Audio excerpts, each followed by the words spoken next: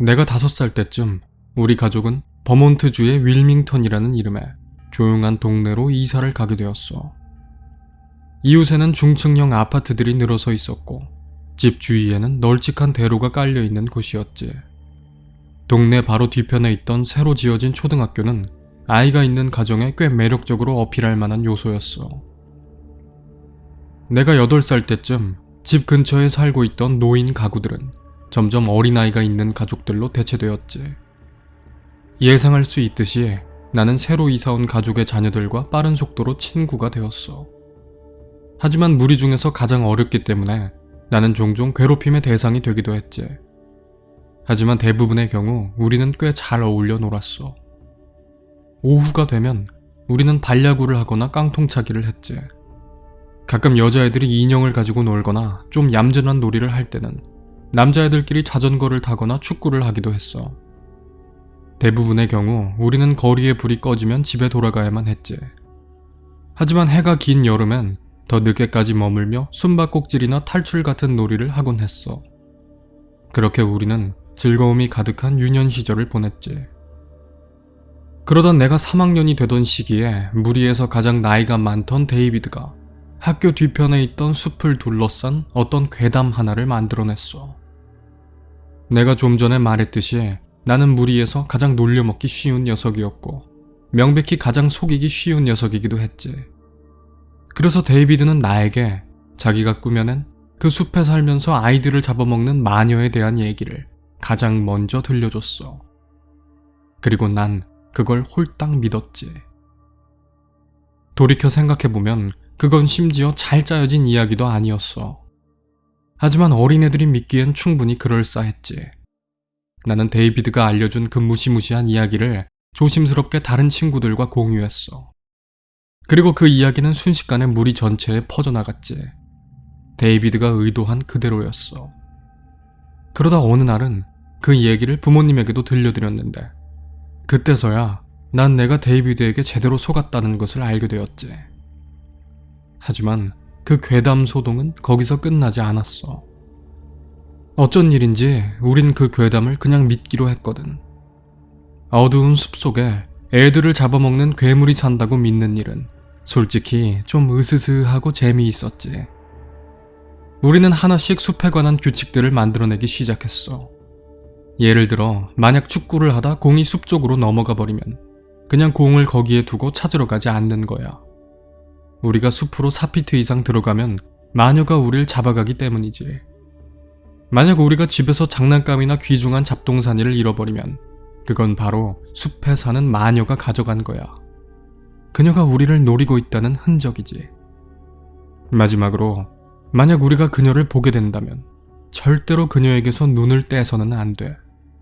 눈을 떼는 순간 우리는 순식간에 죽어버리기 때문이지. 우리의 상상 속에서 그녀는 숲 안쪽의 깊은 동굴 속에 살고 있었어. 그녀의 몸은 앙상하게 뒤틀려 있었고 사지에서는 어딘가 인간이 아닌 것 같은 분위기가 풍겼지.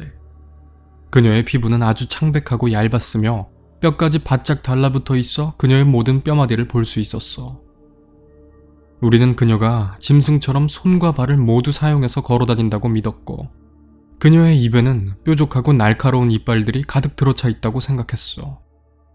낮 시간 동안 우리는 그녀의 우유처럼 희멀건한 눈알이 햇살을 보기엔 너무 민감하다는 특징을 생각해냈지. 밤에는 그녀의 두 눈이 빛을 반사시키며 한 쌍의 번쩍거리는 구슬처럼 어둠 속을 돌아다닐 거라는 상상을 했어. 그 모든 것들은 정말 즐거운 일이었지. 왜냐면 누구도 저런 사실들을 실제로 믿지는 않았으니까. 최소한 우리끼리는 그렇게 생각했어. 하지만 시간이 지나면서 상황이 바뀌었지. 무리 중 몇 명의 가족이 동네를 떠나 이사를 나갔고 새로운 가족들이 그 자리를 채웠거든. 새로 이사온 꼬마들은 우리 무리에 합류했고 그들 역시 그 괴담놀이에 동조했어. 누가 또 이사를 나가면 또다시 새로운 꼬마가 나타나고 그런 식으로 계속 사이클이 유지되었지. 그러다 무리에서 나이가 많던 쭉들이 학교를 졸업하면서 더 이상 그런 괴담에 흥미가 없을 정도로 커버림과 동시에 꽤 많은 것들이 바뀌었어. 당시 나는 13살이었고 동네 꼬마애들 무리는 6명으로 줄어든 상태였지. 우리는 예전만큼 잘 어울려 놀지 않았어. 아마 우리가 다 같이 어울려서 노는 일보단 각자 관심이 생긴 것들에 집중할 만큼 나이가 들었기 때문이었겠지. 그렇다고 우리가 그 숲에 관한 괴담을 전부 잊었다고 말한다면 그건 거짓말일 거야. 다만 우리는 더 이상 우리의 유대를 이어줄 그 괴담을 필요로 하지 않았던 것뿐이지. 물론 우리 중 어린 동생이 있는 녀석들은 가끔씩 애들을 무섭게 해주려고 그 괴담을 이용하긴 했지만 대부분의 경우 그 괴담은 거의 생명력을 잃어가고 있었어. 바로 그날 밤의 사건이 있기 전까지는 말이야. 10월쯤 초등학교 부지에서 새로운 공사가 시작되었어. 새로 운동장을 만들고 주차장을 넓히는 작업이었는데 그러려면 필연적으로 학교 뒤쪽에 숲을 밀어내야 했지. 동네에 살던 아이들, 그러니까 이제 제법 나이가 든 쪽이나 나같이 어중간한 녀석들을 모두 포함해서 과거의 괴담을 공유하던 무리들은 모두 묘한 향수에 젖어들었어. 숲이 다 사라지기 전에 그곳을 둘러보고 오자 제안한 것은 바로 데이비드였지. 처음에 우리는 그의 말에 웃음을 터뜨렸어. 하지만 결국 다들 그 아이디어가 꽤 괜찮다고 생각하게 되었지. 우리는 그게 재밌을 거라고 여겼고 무자비하게 진행되던 공사가 우리 괴담의 터전을 싹 밀어버리기 전에 마지막으로 한번 오싹한 체험을 할 기회라고 생각했어. 할로윈 저녁에 결국 우리는 헤더의 집으로 모였지. 날이 날이었던 만큼 우리는 죄다 과자를 얻으러 갈 복장을 하고 있었어. 다 같이 이웃을 돌며 잠깐 할로윈을 즐긴 뒤 날이 더 어두워지기를 기다리면서 부모님들이 우리가 계속 동네를 돌며 사탕이나 얻으러 다니고 있다 생각하길 바랬지. 8시가 되었을 때 우리는 학교 부지와 동네 사이의 울타리를 넘고 있었어. 우리가 만약 혼자였다면 밤중에 숲에 가는 일은 훨씬 더 꺼림칙하게 느껴졌겠지. 하지만 울타리를 넘는 우리 사이엔 키득거림과 옅은 흥분만이 느껴질 뿐이었어. 우리는 담을 넘어 숲 안쪽으로 20분 정도를 걸어갔지. 그러다 데이비드가 좀 어린 친구들을 위해 잠시 휴식을 제안했어. 그는 자기 아버지의 캠핑용 랜턴을 챙겨온 참이었고 그걸 켜서는 적당한 장소에 내려놓았지. 우리는 랜턴을 중심으로 둥글게 모여 앉아서 제잘거리며 귀신 이야기를 하거나 서로를 무섭게 만들려고 안간힘을 쓰며 노닥거렸어. 그러다 마침내 그 일이 시작되었지. 처음으로 그걸 발견한 건 헤더였어. 데이비드의 동생인 앤디가 그녀에게 괴물 흉내를 내며 겁을 주기 시작했고 헤더는 웃으며 앤디를 피해 도망치고 있었지. 그러다 그들은 흙이 깔려있는 곳을 밟게 되었고 그 순간 헤더는 자기 신발 아래의 감촉이 좀 이상하다는 걸 깨닫게 되었어. 그냥 흙이 아니라 마치 나무 판자를 밟는 느낌이 들었거든. 우리는 앤디가 부르는 소리를 들었고 노닥거리기를 멈추고 헤더가 얼떨결에 발견한 것을 구경하기 위해 몰려들었지. 그 묘한 흙구덩이는 그렇게 딱딱한 상태는 아니었고 데이비드가 신발로 흙을 밀어내자 그 아래에 있던 나무 판자가 살짝 모습을 드러냈어. 우리는 그게 뭔지 전혀 알 수 없었지. 그래서 다 같이 힘을 합쳐 제대로 흙들을 걷어내고 그 아래에 파묻힌 것을 알아보기로 했어. 그리고 결국 그 나무 판자의 정체는 밧줄로 만든 손잡이가 달린 위로 열리는 문이라는 것이 밝혀졌지. 잠금 장치 같은 것은 전혀 없었기 때문에 데이비드가 조금 힘을 주자 문은 간단히 들어 올려졌어. 그때쯤 우리는 슬슬 겁이 나기 시작했지. 그건 무슨 지하실의 입구처럼 보였지만 그게 왜 이 숲속에 있는지는 알 수 없었으니까. 우리는 바짝 얼어붙은 얼굴로 땅 한가운데 열린 그 불길한 구멍을 쳐다보았어. 헤더는 그걸 그냥 다시 닫는 게 좋을 것 같다고 말했지. 정 그 아래에 뭐가 있는지 궁금하다면 내일 아침에 다시 되돌아오자고 말했어. 샌디와 나 역시 그 의견에 동의했고 데이비드를 설득하며 괜한 말썽에 휘말리지 말자고 얘기했지. 다행히 데이비드조차도 제법 겁이 났는지 그냥 문을 닫고 돌아가고 싶은 것처럼 보였어. 하지만 닐은 아니었지. 그는 우리를 겁쟁이라고 부르더니 헤더의 손에서 랜턴을 뺏어들고는 구멍 아래에 계단을 따라 내려가기 시작했어. 앤디가 냉큼 그 뒤를 따랐고 망설이던 데이비드는 자기 동생을 챙기기 위해 역시 그 뒤를 따라갔지.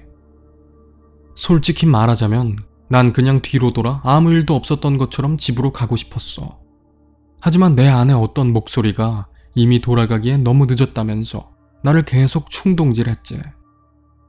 나는 결국 다른 애들을 따라 계단을 내려가기 시작했어. 헤더와 샌디가 위쪽에서 우리를 걱정스럽게 쳐다보고 있었지. 그렇게 제법 긴 계단을 모두 내려가니 꽤 넓은 지하실이 나타났어. 굉장히 어둡고 쾌쾌한 곰팡이 냄새가 나는 곳이었지. 앤디 손에 들린 랜턴의 불빛이 벽면의 선반들, 그리고 선반 위에 먼지 쌓인 잡동사니와 장난감들을 비추고 있었어. 그 잡동사니 중 어떤 것들은 이상하게도 아주 친숙하게 느껴졌지. 데이비드가 한 선반에서 낡은 공 하나를 집어들었어. 거기에 그려진 익숙한 만화 캐릭터의 모습을 보자 한순간에 기억이 되돌아왔지. 그 지하실, 그 선반에 있던 물건들은 모두 우리의 것이었던 거야. 집에서 사라진 장난감들, 축구를 하다 숲쪽으로 날아가 버린 공들, 연날리기를 하다 나무에 걸려버린 연들. 그렇게 잊혀진 물건들이 온통 그 지하실에 가득 들어차 있었어. 목덜미에 털이 곤두서면서 온몸에서 식은땀이 나기 시작했지. 그때 앤디가 벽 안쪽에서 입구가 가려진 터널을 찾아냈어. 흥분한 앤디는 우리에게 자기가 찾아낸 걸 알려주려 뒤로 돌아서다가 우연히 뭔가를 밟게 되었지. 그것은 그의 신발 아래에서 퍼석 하는 소리를 내며 부서졌어. 처음에 우리는 그게 나뭇가지라고 생각했지만 랜턴을 가까이 가져가자 작은 뼈들이 무더기로 쌓여있는 모습이 보였지. 우리는 더 이상 공포심을 억누르지 못했고 곧장 뒤로 돌아 다시 계단을 뛰어 올라가기 시작했어. 모두가 겁에 질려 당황한 상태였고 누구도 위에서 기다리던 헤더와 샌디에게 우리가 본 것을 제대로 설명해주지는 못했지. 하지만 우리의 겁먹은 표정이면 충분했어. 우리는 헤더와 샌디를 데리고 재빨리 숲을 벗어나 도망쳤지. 우리는 숲속에 있던 그 지하실의 정체를 결코 알아내지 못했어. 부모님에게 말씀드릴까 생각도 해봤지만 그들이 우리의 말을 믿어줄 것 같진 않았지. 대신 우리는 공사가 계속 진행되면서 인부들 중 누군가가 나무 판자와 그 아래의 지하실을 발견하기를 기다렸어.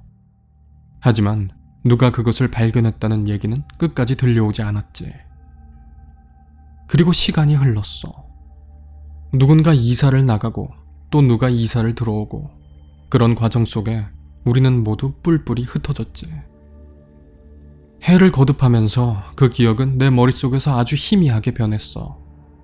아마 내 안에 무언가가 그 기억을 그냥 마음속 깊은 곳에 묻어두려고 노력한 걸지도 몰라. 이제 나는 30살이 되었고 마이클이라는 이름을 가진 아들을 둔 아빠가 되었어.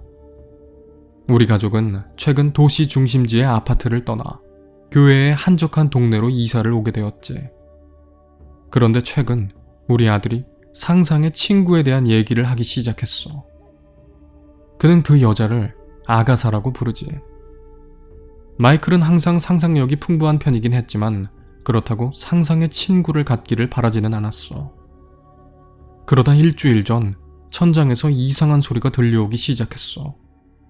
우리 와이프는 그게 다락방에 숨어든 다람쥐가 내는 소리라고 생각했지만 마이클은 우리에게 그게 아가사가 내는 소리라고 말했지. 그 애는 아가사가 거기서 살기로 결정했다고 말했어. 하지만 그녀는 밤에만 돌아다니니 걱정할 필요 없다고 덧붙였지. 그리고 얼마가 지나지 않아 집안의 물건들이 사라지기 시작했어. 와이프의 진주 귀걸이나 마이클의 장난감 자동차 같은 것들이 말이야. 나는 마이클에게 물건들이 사라지는 것과 아가사 사이에 무슨 관계가 있냐고 물었지. 그는 깜짝 놀라면서 어떻게 내가 아가사에 대해 잘 모를 수 있냐고 되물었어. 마이클이 말하길 아가사는 아주 오래전부터 나를 잘 알고 있는데 나는 왜 그녀에 대해 기억하지 못하냐고 물었지.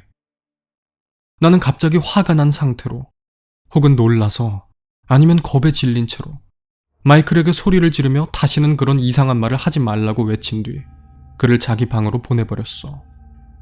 아주 명백하게 나는 당황한 상태였지. 이미 말했듯이 나는 유년기의 추억을 거의 잊어버리고 지내던 상태였어. 하지만 놀랍게도 마이클에게 그런 얘기를 들은 후에는 그 시절의 기억들이 내 머릿속을 가득 채우게 되었지. 전설과 괴담, 미신과 소문들은 모두 흥미로운 것들이야. 누구나 살면서 귀신 이야기를 한 번쯤은 들어본 적이 있을 테지. 하지만 스스로에게 물어봐. 그 얘기가 진짜로 있었던 일일까? 괴물이나 귀신이 진짜로 존재할까? 내게 있어서 그 질문의 대답은 언제나 없다였어. 최소한 자연적으로는 생겨나지 않는다는 게 내 생각이었지. 하지만 충분한 수의 사람들이 충분한 정도의 마음으로 어떤 괴담을 실제처럼 여기기 시작하면 어쩌면 그 괴담 속의 괴물은 우리 마음의 어두운 구석에서 튀어나와 현실을 엿보기 시작하는 걸지도 몰라. 이제 새벽 3시가 조금 넘었어. 내가 생각하기엔 그런 것 같아. 나는 아까 전 다시 한번 천장에서 뭔가가 움직이는 소리를 들었고, 이번엔 그 소리가 마치 천장을 긁으며 후벼 파고 있다는 듯한 생각이 들었어. 내가 누워있는 침실은 새까맣게 어두웠고, 그래서 마침내 천장에 활활 타오르는 듯한 한 쌍의 구체가 나타났을 때 나는 그것을 아주 잘 알아챌 수 있었지. 천장에 뚫린 구멍 사이로 누군가가 나를 쳐다보고 있었어. 나는 이제 그게 절대로 다람쥐 따위가 아니라는 걸 알고 있지. 그건 아가사니까. 아가사가 나를 쳐다보며 계속 자신의 손톱으로 천장의 판자를 긁어내고 있었어. 어두컴컴한 틈새에서 마침내 세상으로 빠져나올 통로를 만들어내면서 그녀에게서 눈을 돌리고 싶어 견딜 수가 없었지. 그 번쩍거리는 2개의 눈으로부터 시선을 피하고 싶었다고. 하지만 문득 어린 시절 우리가 만들어냈던 규칙이 떠올랐어. 그녀를 발견했다면 절대로 그녀에게서 눈을 떼지 말라. 눈을 떼는 순간 우리는 즉시 죽게 될지니. 그렇게 나는 그녀가 세상 밖으로 완전히 빠져나오는 것을 눈도 깜빡이지 못한 채 끝까지 지켜보고 있었지.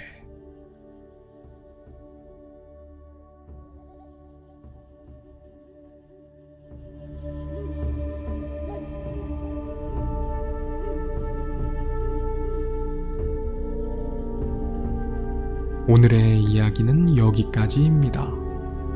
오늘도 들어주셔서 감사합니다.